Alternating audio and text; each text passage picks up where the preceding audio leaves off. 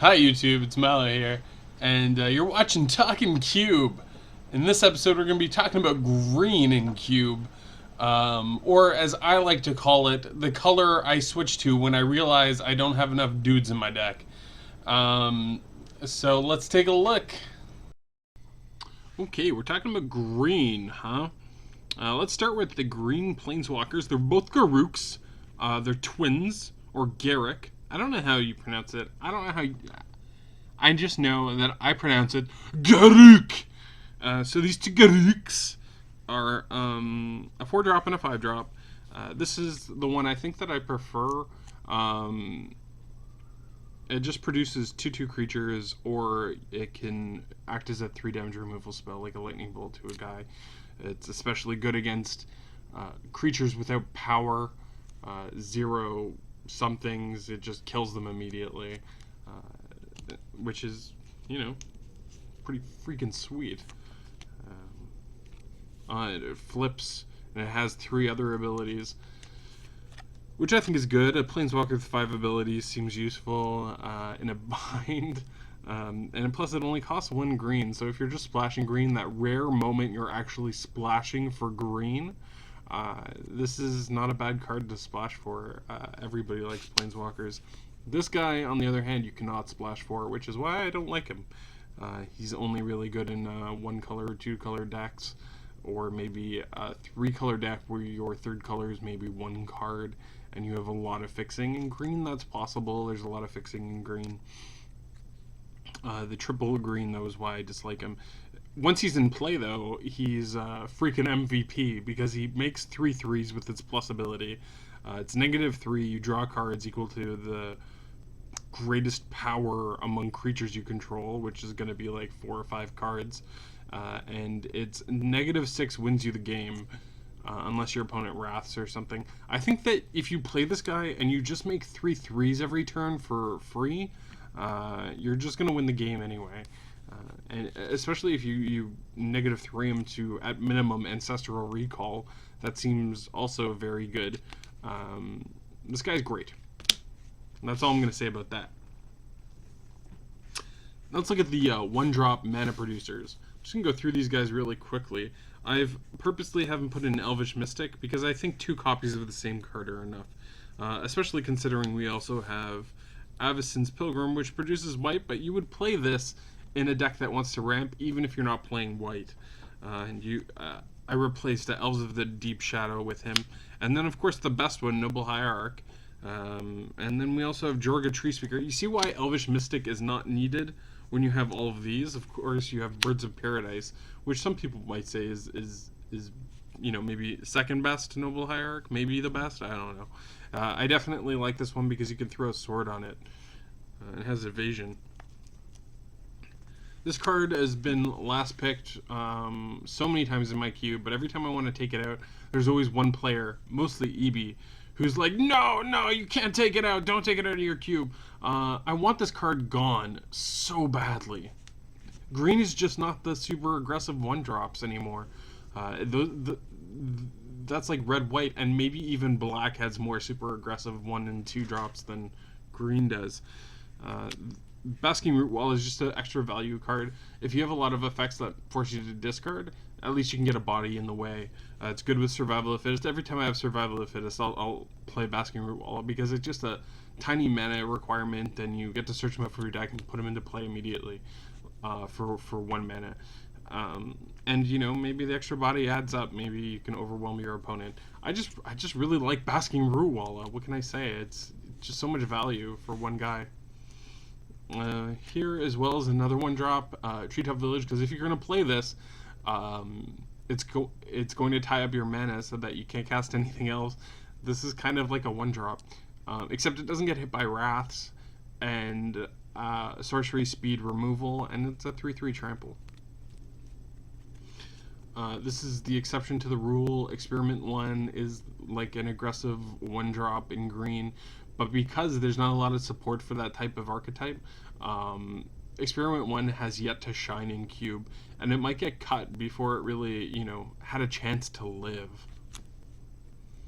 Wild Nectal, I didn't put this in gold because it's mostly a green card that Even though you're never going to play this in mono green, you can play it in like a green red deck, or you can play it in a green white deck. It's hard to say. It's a very hard card to place, and I actually don't think it's very good. Very close to getting cut as well. Wild Neck Talkin Cube. Tarmogoyf is a card that we should talk about. Not because I feel like Tarmogoyf has not had enough words said about it, but in Cube, it's not as good as it is in Constructed. Sure, there's a lot of things you can do to make it good. If you build a really consistent deck that supports Tarmogoyf, with a lot of fetch lands, a lot of, like things like Lotus Petal, things that have value and then go directly into the graveyard, Lightning Bolt, Lightning, then Tarmogoyf is pretty good. However, you can't just stick this guy into any deck and think he's going to perform like the Tarmogoyf of Constructed. It's just not the way it works.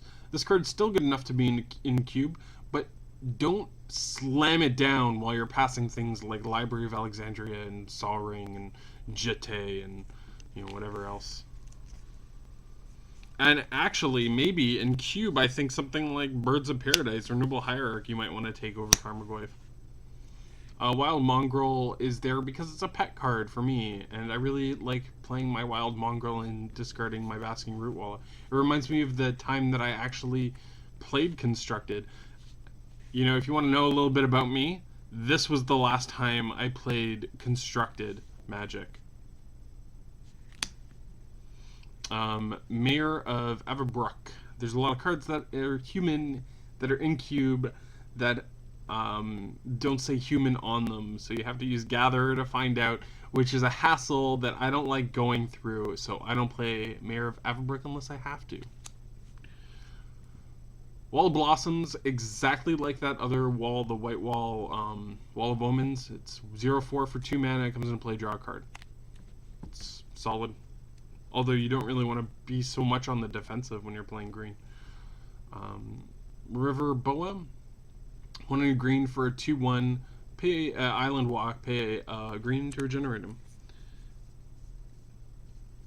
I used to have Mirebo as well. I think that having evasion against blue is really good. Better than having evasion against black, I guess. I don't know. I just like River Boa because it was first, okay? And look at that foil, man. What kind of foil is this? Because this is like some sort of promo, because 6th edition didn't have foils. It's probably worth 10 cents. I don't know why I'm talking about it, but I think it looks nicer than Mirebo, and that's why it's still there.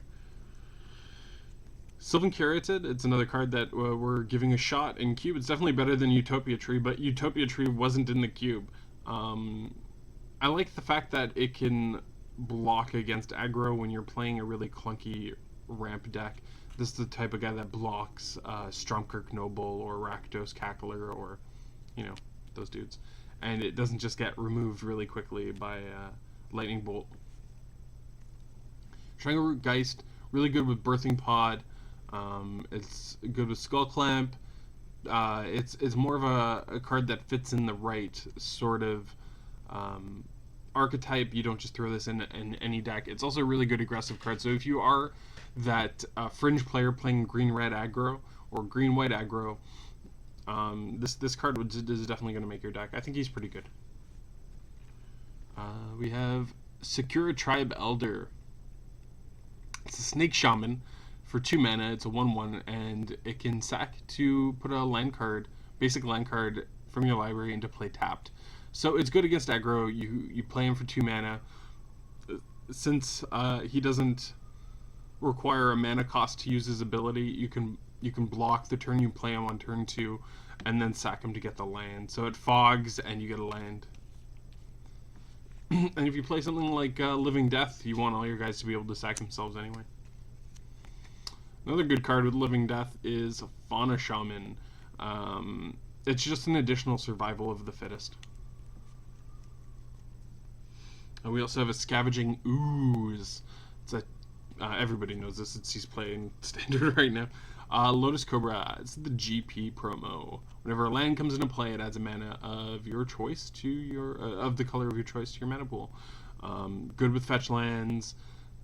It's good with a lot of things. It's a neat ramp card. It's a very good idea. It's an interesting card, and the artwork is freaking fantastic. It always helps to add a card to Cube when the artwork is beautiful. Wall of Roots. This is better than Wall of Blossoms. This is one of, I think, the better ramp cards. Important to note, you can put a -0, -1 counter on it during your opponent's turn as well as your own turn to get extra use out of it, to get more green mana. This is an altar by the artist Darkin. Spawn Wraith. It's 2 and a green for a 2/2 trampler. Whenever it deals combat damage to a player, you put a token that's a copy of Spawn Wraith into play. This is an interesting card as it's an engine all on its own. So if you do a good enough job at clearing the path, this card alone will win you the game.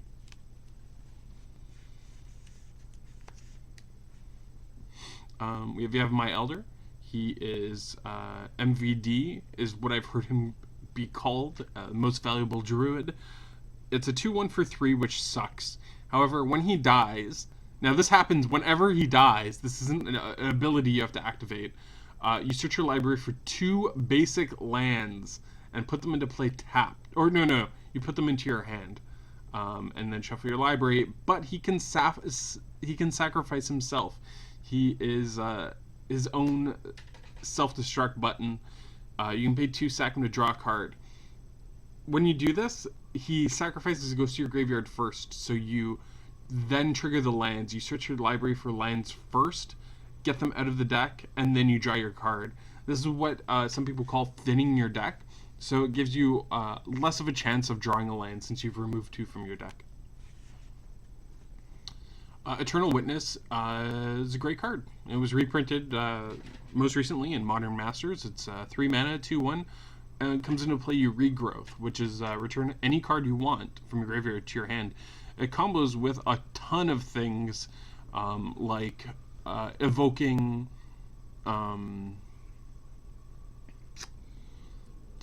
Revelark, evoking Revelark, getting him back, bringing back Revelark.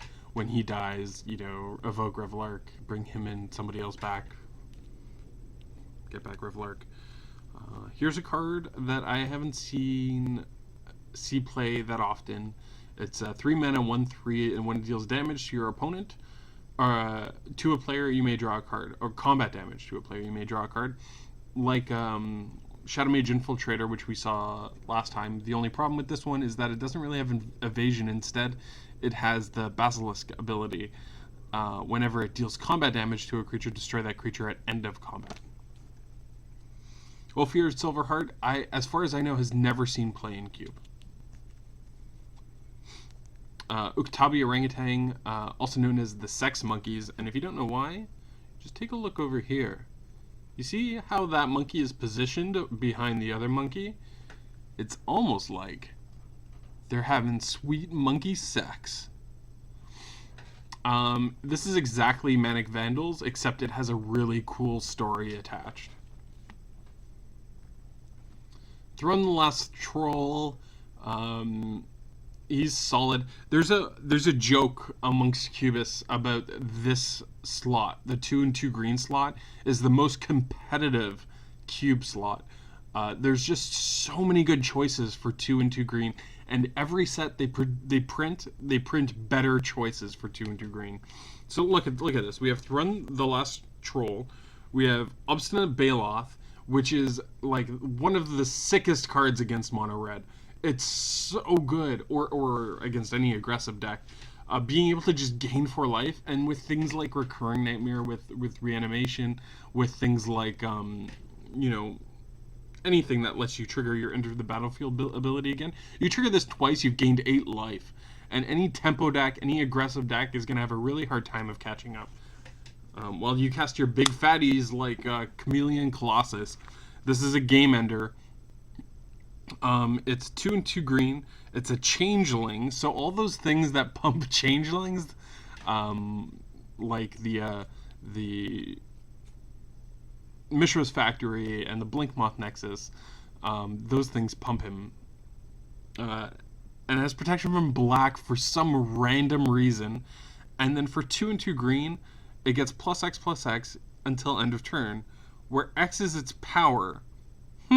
That's interesting. So you're telling me if I activate this ability twice, it's a 16/16? Next up, we have a Phantom Centaur. 5. It says 2/0 for 4. That sucks. This guy dies immediately. Also has protection from black, so it doesn't get hit by things like Go for the Throat, or Necrotal, or Bone Shredder, or Shriek Maw, or Skin Render. But it comes into play with 3 +1/+1 counters on it. And if damage would be dealt to him, instead, remove a +1/+1 counter on it. If you put something like some sort of enchantment on it, or if you put a sword on this guy, and all the counters are removed, he's still alive. And whenever he's dealt damage, prevent that damage. And remove a counter. If there's no counters, you don't have to remove one. This guy stays alive forever. He's super hard to deal with. You can't deal with him using black unless you have something that makes you sack him or a damnation. You can't deal with him using red. So basically, you have to use blue or white to deal with this guy, and he pairs really well with those two colors. So, Polakranos, I just put this in the cube. I've never seen it see play, even in Constructed. I've never seen this card see play, so we'll see. Vengevine, sweet combo card. 4/3 haste for 4 is also just good. This is a 4-drop, but it should really be a 3-drop, and then flips on turn 4. It's another one of those. So it's a 3-drop morph, and then you flip it for 1 and a green. It turns into a 3/2, and when it flips, it destroys target artifact or enchantment. So it's like a naturalize. Or a disenchant. Deranged Hermit.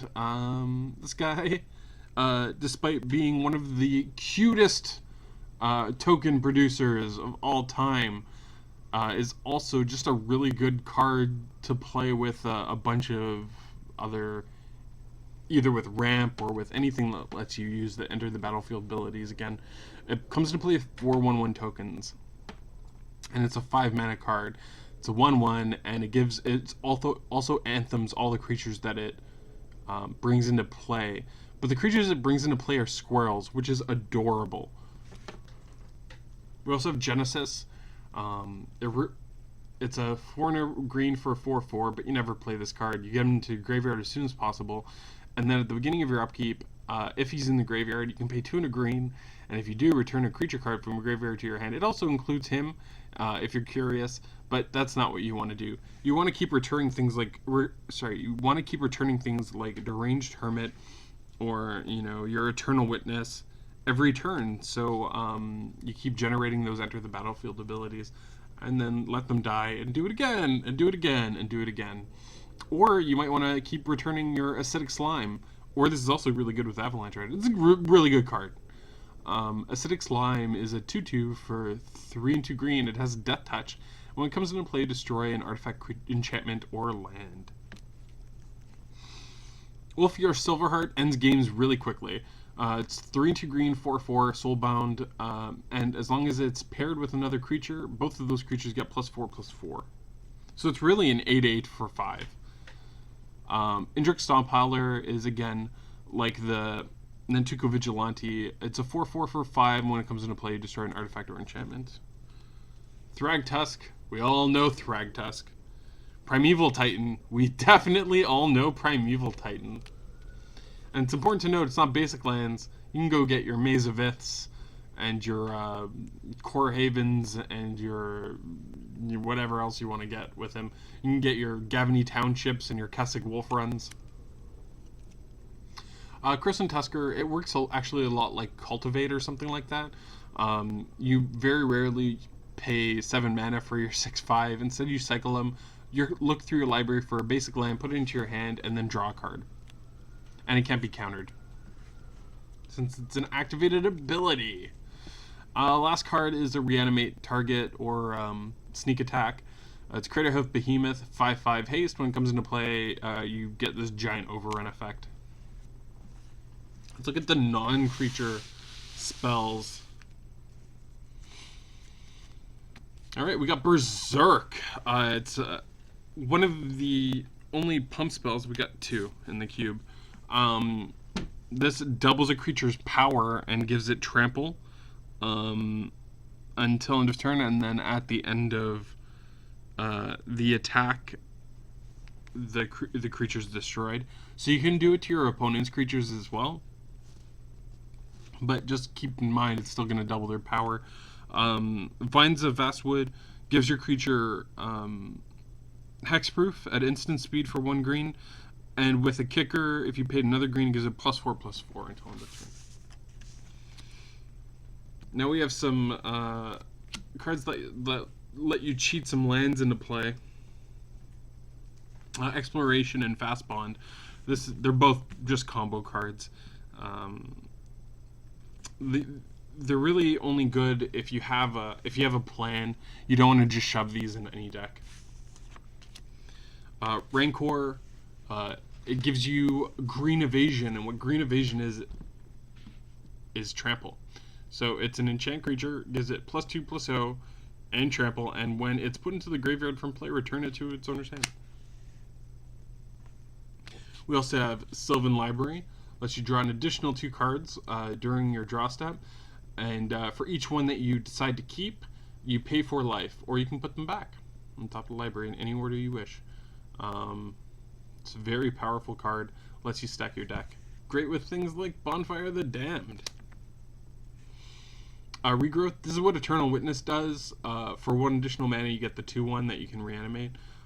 By itself, this card is really not that great. But to be perfectly honest with you, green doesn't have a lot of non-creature spells that are good enough for cube. Life from the Loam is a combo card that you use with a bunch of other effects. It lets you generate a lot of lands, scoop out all the lands from your deck. It's good with cards that interact with the graveyard. Bow of Nelia is a really good new card. It's great in Theros Limited. It does a whole bunch of different things, gives all of your attacking creatures death touch, and I'm not even going to go over all this, but I played this in Theros Limited a couple times and been so impressed that I want to see it in Cube. I don't know if this is going to be good enough. Cultivate. I really don't like when artists alter cards and cover the text, because there's a lot of people who play my Cube who don't really play Magic anymore, and the only Magic they play is my Cube. So it's hard for them to read, although I do like this this altar, and if I had a green EDH deck, I'd probably just put this one in there and replace it with a regular one. Harrow. 2 and a green instant, and lets you sack a land, search a library for 2 basic lands, put them into play. Puts them into play untapped. This is a great card to counter things like Strip Mine. Because when your opponent plays Strip Mine, they Strip Mine your land, you respond with Harrow, sacking the land that they were targeting to destroy. It's a little bit like they just Strip Mine themselves, because you're up land and they're down land. Beast Within is just a universal removal spell. You do have to give them a 3/3 beast creature, but in a jam, that is not a problem at all. Birthing Pod. I think we all know what Birthing Pod does. It's a card that you want to take early and then build around. It's very tough to build a good Birthing Pod deck and then not see Birthing Pod coming around. It's also the type of card that if there's nothing in the pack for you, you just kind of want to hate, so that people can't build any combos. Another one like that is Tinker, or like big things like Darksteel, or Blinkmoth, or is it the Infect Colossus. Harmonize. Green loves drawing cards. They hate when they have to only draw lands all the time. Harmonize just lets you draw any cards. Sapling Burst is great with Venser, the Planeswalker. This can end a game really quickly, and you can splash for it if you're missing finishers in a deck. Tooth and Nail, again, is a combo card. It's just another one of the ways that you can accelerate and bring in your giant bombs. And Green Sun's Zenith. It's good in the same sort of deck that Birthing Pod would be good in. So thank you all for watching. That was green. That's all. Oh no, sorry. There's one more. It was altered recently, and I just put it aside. But I will show it to you now. It's my survival of the fittest. I keep referring to it, and it's weird that I didn't show it to you. A lot of you are probably like, "What's all this? All these teeth around your survival of the fittest? It looks, bizarre. What a weird choice for an altar." Because I did ask for it, but I asked for a pair. I wanted to show the synergies between the two cards. So there's also, this is my recurring nightmare. And you can see the goblin in the background of the recurring nightmare. So the idea between these two cards to show their synergies was that the portal opened up behind the goblin in Survival of the Fittest and brought him to this recurring nightmare of this guy in bed, terrified. When he wakes up, things are going to be even worse because this goblin means business. It's just so that you can see the synergies when the cards are in play. The artwork tells the story.